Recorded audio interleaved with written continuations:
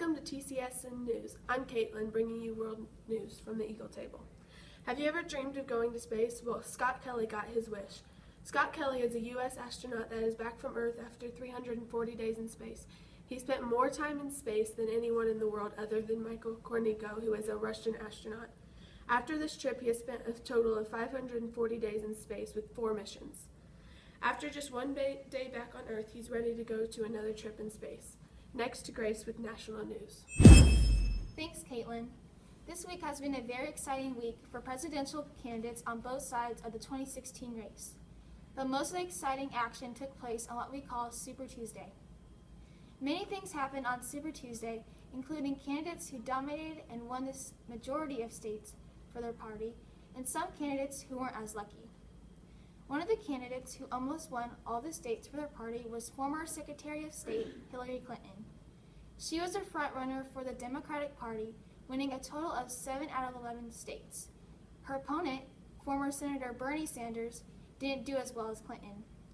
He only got 4 out of the 11 states, including his home state of Vermont. For the Republicans, however, Donald Trump was the front-runner and won the same amount of states Clinton won, 7 states. The other Republicans didn't do as well. Former Senator Ted Cruz only won 3 out of the 11 states, and Senator Marco Rubio only won 1 state, which was Minnesota.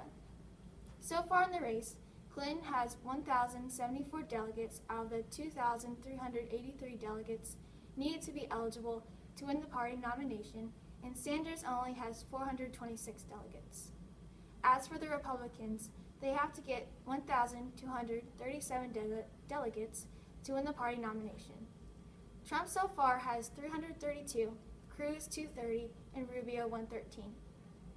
There were many surprises on Super Tuesday that weren't expected to happen, but there were also some outcomes of the race that seemed obvious. However, the race isn't over yet. It will continue Saturday, March 5th, where 4 states will vote for the Republican Party and 3 will vote for the Democratic Party. Now on to Genoa State News.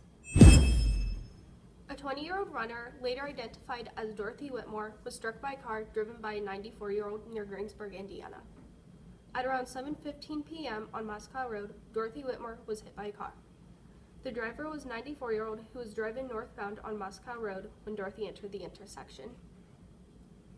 Dorothy was flown to the hospital by air care, where she later passed away due to her fatal injuries. Investigators say that drugs and alcohol were not the cause of the crash. They haven't charged any files, but the investigation is still ongoing. Next, on to Michaela with Tech News. Thanks, Jenna. We've all heard of hoverboards. They've been very popular lately. We've also heard about how likely it is for them to catch on fire and explode. But what exactly is happening in the hoverboard to cause huge retail stores like Amazon to ban them? This is what Underwriters Laboratory has set out to discover. This 120-year-old company has recently performed several tests on hoverboards to find out what makes them catch on fire and explode. Their new certification focuses on the safety of the electrical drivetrain system and battery charger combination. Director Dringenberg said that the main issue is the ion cells in the battery packs. The battery pack holds a lot of energy in a small amount of space, which isn't good. Also, since the battery connects to several other parts of the hoverboard, one cell failing can lead to several more failing, which causes the fire. Scientists in the lab have also tried pushing a nail into the center of a cell and applying indirect heat.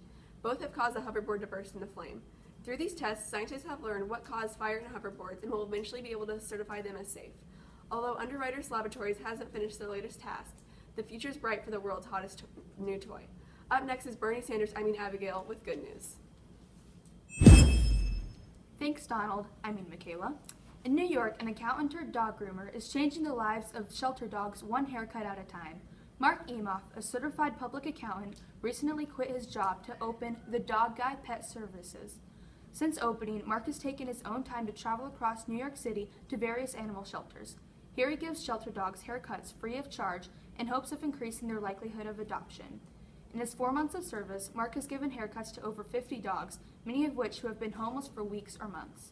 By doing this, Mark says he's helping these dogs win back some of their self-respect, something that every animal deserves.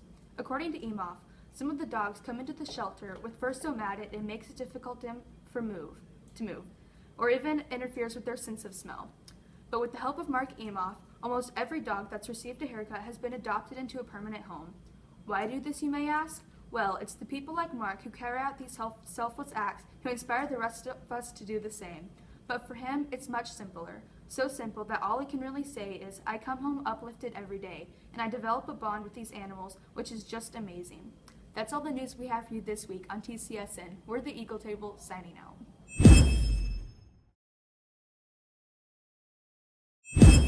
Good for